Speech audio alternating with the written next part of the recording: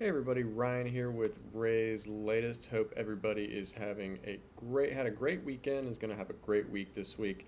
Today we're just going to kind of dive into some kind of just wrap up on winter meetings and kind of where the roster stands, as well as some ownership news that's kind of new to me that I kind of just came across my screen here recently. So I'll dive straight into that first. So it's part of the Weatherford Group, which is one of the investors, one of the owners in the new ownership for the Tampa Bay Rays, and with the main guy, one of the Weatherford brothers. There's three of them. It used to play quarterback at Florida State University, and they're kind of it's like an investment firm, kind of just new ventures, trying to just raise capital, things of that nature, and it's called College Athletic Solutions. Is that they're partnering with the same group that invests in the Red Sox, and so I'm going to read kind of their like mission statement. It says CAS, which is College Athletics Solutions, approach is different from traditional private equity or even private credit. The group does not plan to take any equity position in any athletic department's commercial ventures, nor does it intend to secure fixed payments in return for the upfront capital. Instead, the deals will be structured with returns tied to new revenue generation. So, people that don't know, with college sports, it's it's all based on kind of their revenue generation from their football departments. And there's a handful of schools, the basketball departments like the Kentuckys and the Dukes and the North Carolinas, that make a good chunk of change from basketball. But for the most part, I would say all athletic departments, from a just overall standard, unless it's the major schools like the Texases, the Georgias, the Florida States, the Miamis, they all operate at a deficit for the most part, especially smaller schools. And like I know that I went to Troy University for 4 years, where I played baseball, and all public universities, all their revenue reports and all their expenses and everything is all public record. You can look this up. You can look at any school in the country that's a public university that has to say this is where this money came from, this is where we spent it, because all if you guys don't know, all of the NCAA is a nonprofit organization. So what that means is that some people kind of get a little shifty and kind of don't understand how it's all nonprofit. You can't make a profit, and there's all these people that are making millions and millions and millions of dollars, and there's no way they don't make a profit.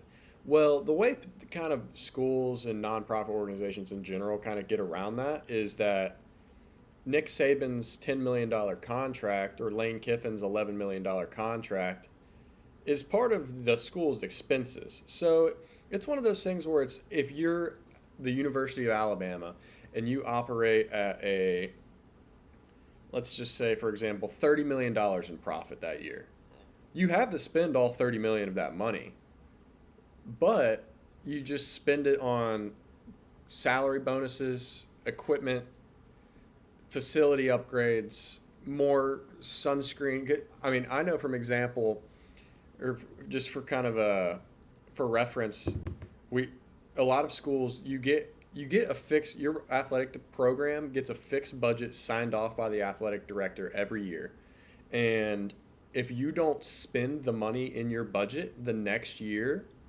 you're going to get the deficit of what you spent the year before. So say you're just I'll just say, for example, say your college baseball program, you get $350,000 in budget for that year, for that calendar year, January 1st, December 31st, you get $350,000 to spend on your program. That includes travel, that includes food, that includes equipment, that includes everything. I just from example, like I've known that some schools, they don't spend anywhere near their money, but they want as much money as possible just in case. So if it comes down to it, there's a month left on the calendar, you got $50,000 to spend, you go out and buy $50,000 worth of sunscreen and $50,000 worth of water, and you have to justify all these purchases, obviously, but I could get down a deep rabbit hole and talk about this for hours, but so I'm not going to do that. But so I'll kind of just read kind of what is this Collegiate Athletic Solutions is trying to do. It's a partnership between the Weatherford Capital Group and the Redbird Capital, which is the Red Sox. It will directly address the ever expanding need for smart capital investments in athletic departments. They'll provide dedicated capital and a business building platform for public and private university athletic departments and act as a trusted advisor to university presidents, CFOs, and ADs. College Athletic Solutions will equip leaders with the strategies and resources to operate more efficiently and professionally, pinpointing opportunities for development and giving their athletic programs the ability to compete at the highest level. And their focus is on growth of athletic departments, understanding that wise capital investments will fuel a given school or conference's ability to build a competitive edge in a disrupted environment. This is interesting to me because I'm kind of curious of how this is going to I don't necessarily know that it will, but from a professional sports environment, owners of professional sports teams investing into colleges could get tricky to me. Because the reason why I say that is because let's just say this group invests in, I don't know, let's just say the University of Florida's athletic department. And the Tampa Bay Rays in turn go and draft a player from Florida that year in the first round, let's say. The way that it kind of just going to intrigue me is giving money to these players and giving money to these athletic departments up front and like helping their athletic ventures for them to pay their players and things of that nature, and then in turn like drafting one of the players that you've pretty much given the money to. I just feel like that's a slippery slope that you're gonna run down someday, and it's a little interesting to me. But I mean, I could get into a full rant about that, but I'm not going to. But I just think it's interesting, and I don't understand kind of how it would like affect other players and things of that nature, and maybe I, all the eligibility stuff is just completely messed up right now, anyways. So I don't know how that can kind of affect other people and kind of how you give this player money and then in turn you get drafted, and I don't know how that will affect eligibility. I don't know. The whole NCAA landscape right now is messed up, and I'm not going to get into it. So I'm going to transition over to kind of what our roster outlook looks like post winter meetings. It's the Ketel Marte rumors are ever so expanding every single day that I've seen. And I've seen over the weekend it's kind of cooled off a little bit.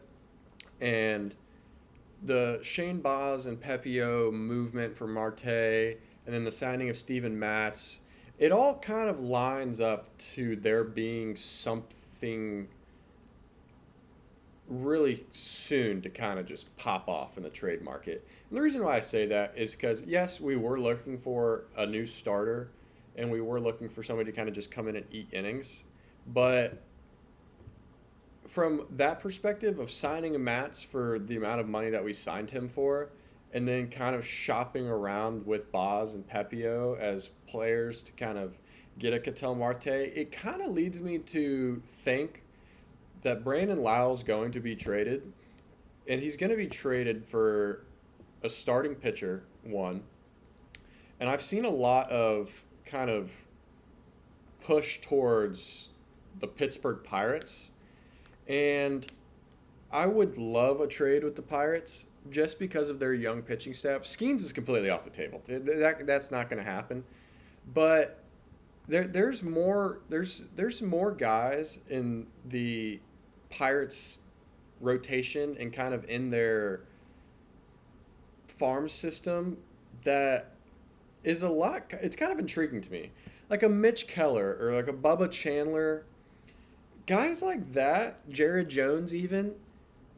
It's interesting that like you could get one of those guys for Brandon Lau and kind of offset the contract that way, because kind of like a Bubba Chandler, he's on a rookie minimum contract right now. I know he's one of like their premier arms in their farm system has been, but I think you could go out and get a guy like that, especially for what kind of Brandon Lau brings to exactly what the Pirates are looking for is anybody that can hit the ball out of the park, and he does it at a very high level, and he always has done. So I'm intrigued to kind of see how that would look with a Lau to the Pirates trade for maybe a Bubba Chandler and a prospect.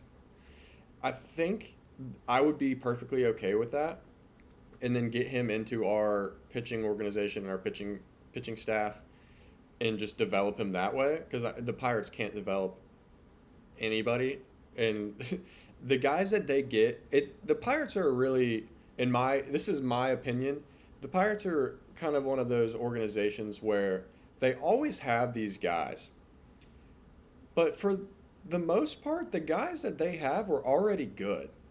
Like a Tyler Glass now, he was already good. He just happened to play for the Pirates, and then he just developed even more once he left. Chris Archer goes to the Pirates, and he was fantastic with the Rays, and then he just hits the biggest drop slope I've ever seen. Shane Baz from the Pirates as well. Like these are all high prospect guys, Glasnow and Baz, and then they kind of just develop more and more once they leave. And I think with Skeens was already the best pitcher in Major League Baseball when he was in college. Like if I'm being realistic about it, he was unbelievable in college, and it immediately translated over. And I think he was a guy that they wanted to throw into the big league roster immediately. But I wouldn't necessarily say it's frowned upon, but you don't lose anything, especially no offense to Pirates fans anywhere. You don't lose anything pitching him in July after he just threw 100 innings in college. You're not going to do that. And he did have a couple outings in Bradenton and Single A where he threw 1 or 2 innings at a time, but you're not going to throw him immediately in there. And the next season he was up at the big league level. So it's one of those things where I think it's flawed with how we view the Pirates pitching prospects. And I think a Bubba Chandler would be a fantastic return for Brandon Lau. And then in turn get Ketel Marte to replace Lau at second base.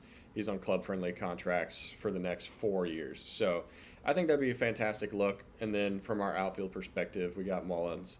And I would like to see another move for a corner outfielder, but I think I'm okay with Mullins, Simpson, and Mangum kind of being the three guys out there. And then from a catching perspective, Danny Jansen just signed with the Rangers. So he's kind of off the table. And then I just truly don't think that there's going to be a move from the catching perspective. I think Neander's kind of made that pretty obvious over the last couple of weeks, kind of how they've went through all these winter meetings and trade talks and free agent talks. So you guys let me know what you guys think. I'm actually really curious to hear what you guys think about the ownership news and kind of their venture capital to the college athletic sector. It's really interesting to me. But let me know what you guys think, and you guys have a great one.